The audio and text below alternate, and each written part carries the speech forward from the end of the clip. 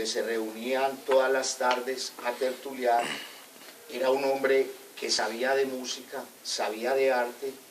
Hay una crónica hermosísima sobre Ricardo Rendón, el gran caricaturista, donde hace un análisis de la caricatura de Rendón, pero al mismo tiempo esa crónica sobre Rendón nos da a entender y nos permite conocer un hombre que conocía la historia del arte, la historia de la pintura. O sea que estamos hablando acá de un hombre sumamente riguroso, no alguien que dice las cosas por espontaneidad. Es espontáneo sí, mas no dice las cosas de manera improvisada, sino que era un hombre cultivado, era un hombre sumamente cultivado. Hacia el final les voy a obsequiar una crónica que se llama La gramática y la revolución, donde realmente allí se puede plasmar lo que fue Luis Tejada Cano, un revolucionario. Porque para revolucionar se requiere primeramente romper las estructuras lingüísticas. Cano rompe con las estructuras lingüísticas. Es el poeta y el filósofo de la crónica. Los grandes artistas de la humanidad, el primer elemento que han tenido como creadores, como transformadores, es primeramente a través del lenguaje. Rompen con las estructuras del lenguaje pasado, conociendo obviamente ese lenguaje pasado. Esto lo podrán ustedes corroborar ahorita cuando les obsequie esta hermosísima crónica, La gramática y la revolución. Hay crónicas sencillas pero que crean crítica y crean cambio. Hay una crónica muy bella donde Luis Tejada Cano plantea que este era un país fosilizado, atrasado, feudalista, que continuaba con unas estructuras muy alejadas de la modernidad. Dice, por ejemplo, que en cada pueblo, que los pueblos de Colombia, especialmente los pueblos de Antioquia, son pueblos donde hay una modorra, un tedio, una aburrición. Son pueblos dirigidos desde el púlpito por el cura, por el gamonal del pueblo y por el señor alcalde, que decían a qué hora se acostaban, a qué hora se levantaban, que solo estaba permitir leer al padre Astete, la urbanidad de Carreño y los libros permitidos que no estaban en el Códice Negro. Esas crónicas entonces van permitiendo tener y alimentar en aquellos que tenían contacto con estas crónicas una visión completamente nueva. Imaginémonos para la época 1924. Apenas estábamos gozando del ferrocarril, el ferrocarril llevaría 3-4 décadas, se llegaba a Colombia a través de los puertos, las carreteras eran carreteras, pues lo que habían trazado los arrieros y lo que habían dejado los caminos reales de los indígenas y de los españoles. Sin embargo, estos personajes ya tenían una visión más cosmopolita, una visión más abierta, una visión y una estructuración mucho mayor. Hay otra crónica hermosísima, él le tiraba mucho al antioqueño.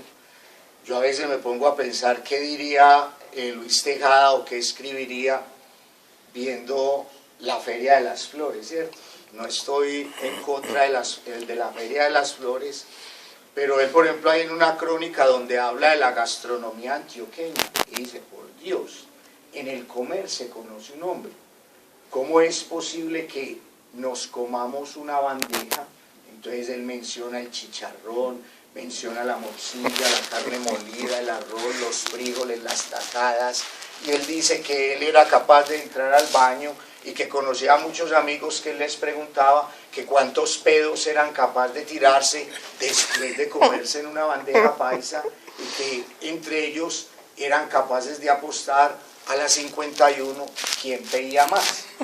Entonces vemos el humor. Era un tipo que no solamente tiraba piedras, sino que era un hombre de un humor y de una ironía profunda. La ironía y el humor son pruebas contundentes de la inteligencia de una persona.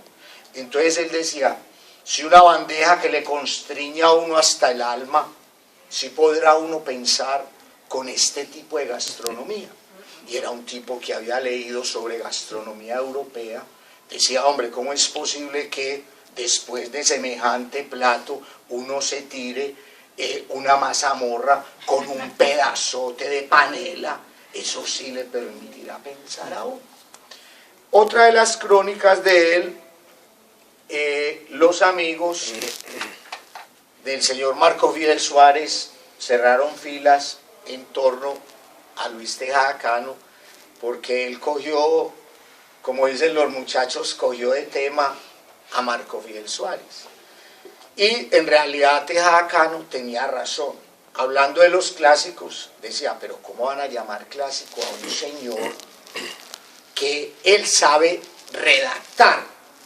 Pero es muy distinto saber redactar a saber escribir. El que sabe escribir es aquel que crea o innova, es aquel que encuentra giros insospechados, es aquel que es capaz de extractar de lo más mínimo elementos poéticos y filosóficos. Él tenía la idea que Borges ha trabajado, que la trabajó también Whitman, en el sentido de que todo es poético, todo encierra poesía, todo objeto es poesía. Lo que pasa es que se requiere el talento y el ingenio. Entonces, volviendo a lo clásico, decía, no es que lo clásico viene de clasón. Clasón es etimológicamente algo que siempre está sonando. El señor Suárez es muy pulcrito para escribir, pero no alborota el alma, no alborota el espíritu, no es dialéctico, es un señor llevadito por un caminito como un caballo con anteojeras, que no ve nada más allá sino el caminito, y sabe escribir de memoria el caminito. Pero un clásico no lleva anteojeras, mira de manera panorámica y entresaca de la médula de todo lo existente algo nuevo, algo creativo, algo innovador. Todo clásico es un revolucionario. Entonces decía, y ya manera de pregunta, ¿el señor Suárez será un clásico? Entonces, por eso, algunos suaristas y algunos conservadores y todo ese radicalismo de acá cerraron filas en torno a estas posiciones sumamente inteligentes y agudas de Luis Tejada Cano.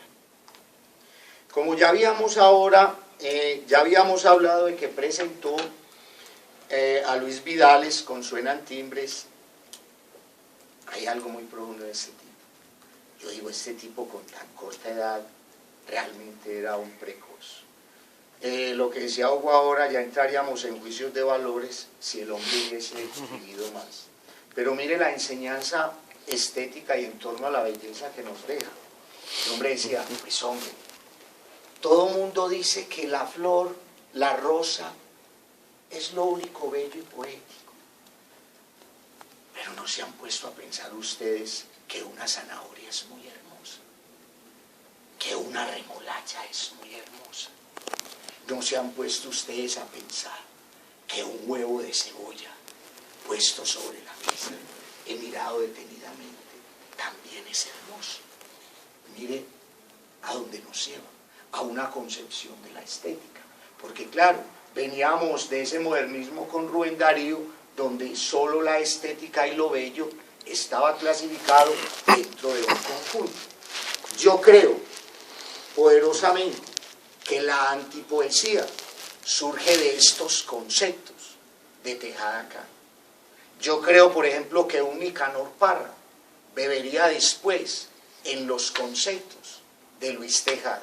Hay un libro que para la década del 20 publican en Argentina, poemas para leer en el tranvía. ¿Sabe dónde encontré yo ese título?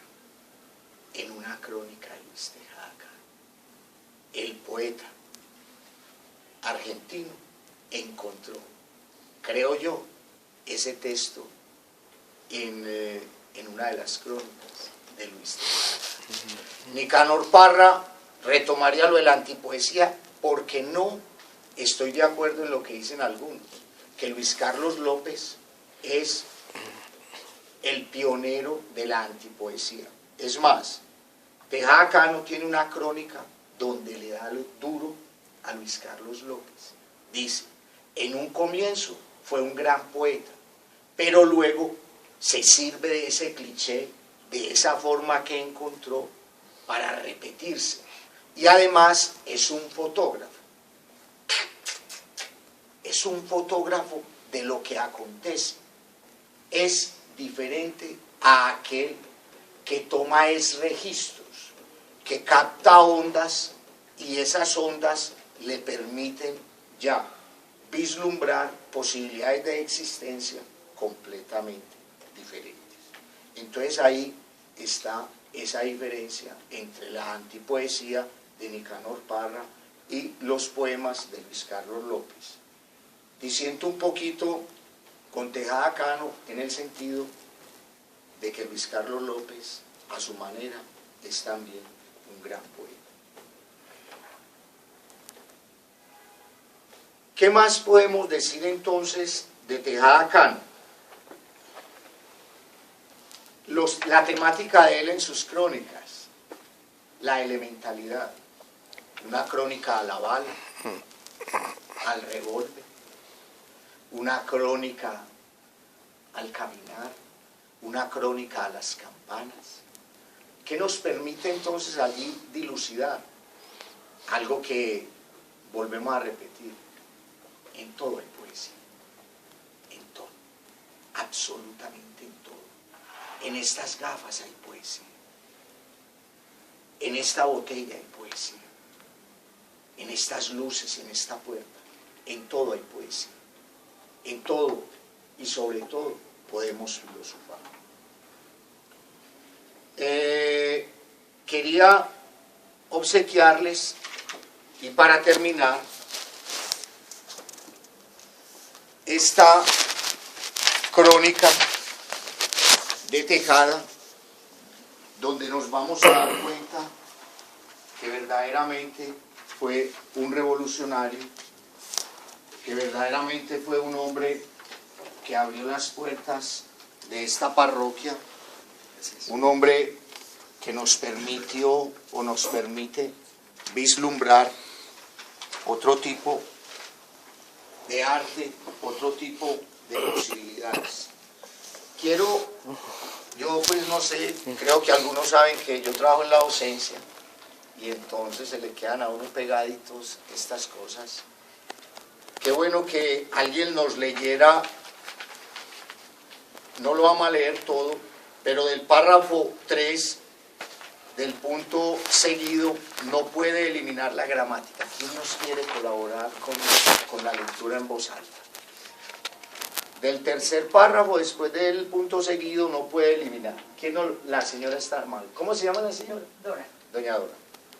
No puede eliminar la gramática. Una generación que no tiene ideas nuevas ni experimenta sensaciones nuevas, porque toda conjunción imprevista de palabras que se salga de los moldes gramaticales significa la existencia de una idea nueva, o al menos acusa una percepción original de la vida, de las cosas. Por eso en las épocas de intensa agitación espiritual, en los momentos de revolución, cuando todo se subvierte o se destruye, la gramática salta hecha a pedazos, junto con las instituciones milenarias. Todo profundo cambio social repercute en la gramática, subvirtiéndola y renovándola también. Los hombres, cuando tienen numerosos pensamientos inéditos, necesitan, para expresarlos, combinaciones inéditas de palabras, que naturalmente no están catalogadas en los textos ni estereotipadas en el lenguaje tradicional. A mí me gustaría que habláramos de este párrafo, porque es que este párrafo me parece a mí que es algo que subvierte realmente, me parece a mí que es algo que revoluciona, y más en el contexto. Es que aquí estamos en 1923-1924, o sea, han transcurrido 90 años. Y pensemos, alguien escribir esto hace 90 años, esto es, pues, yo al leer esto, yo me digo, no, aquí realmente hay una persona que tiene una visión del mundo, de lo espiritual, de lo humano, de lo artístico, de lo poético, de lo literario. Increíble. Me gustaría que de pronto, si alguien nos quiere participar con su comentario acerca de esto, de cómo subvertir la gramática, el lenguaje. Wallace Stevens decía, yo busco un ritmo nuevo, yo busco los ritmos de la vida, y si encuentro un ritmo nuevo, estoy subvirtiendo la gramática y el lenguaje, y al encontrar ese ritmo nuevo, estoy en una nueva posibilidad del ser y del espíritu. Aristóteles decía algo, cuando el lenguaje se relaciona con las cosas, estamos en la verdad. Cuando no se relaciona con las cosas, no estamos, obviamente, en la verdad.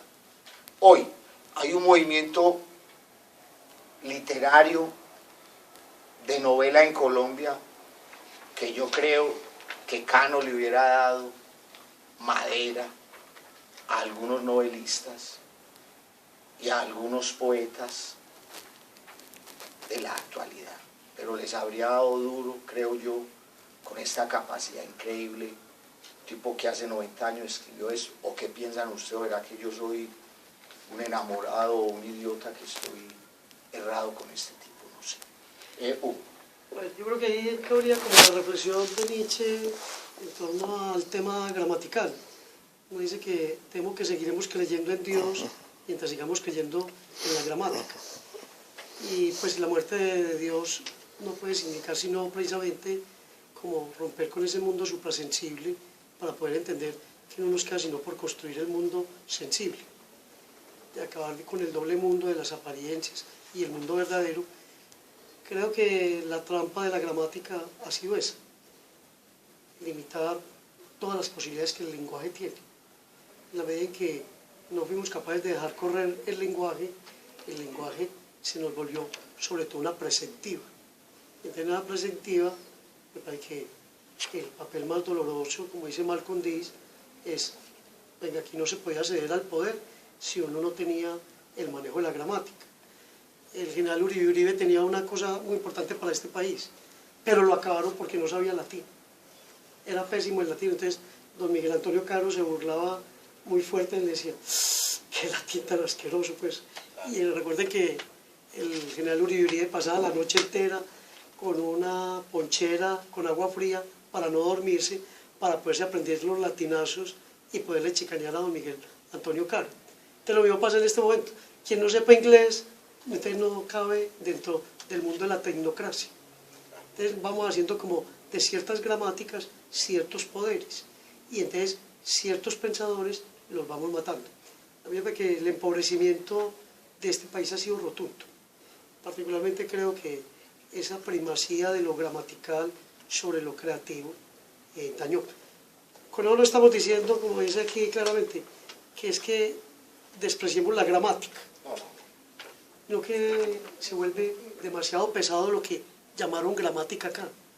Esclavizamos a la gente del subjuntivo, cómo tiene que ser la palabra correcta para que esto vaya en el dativo, y con eso se olvidó lo esencial de la lengua, que la lengua es creatividad, que la lengua es una competencia natural que tiene el ser humano para crear. Entonces, ahora lo decíamos con los muchachos, para aprender inglés, lo menos útil es aprenderlo con los métodos que actualmente nos enseñan. Muy correcto, pero cuando llega uno a hablar ese inglés a Estados Unidos, nadie lo habla, nadie lo entiende. Entonces, la lengua es la lengua del pueblo. Muy bien, ¿alguien más de pronto que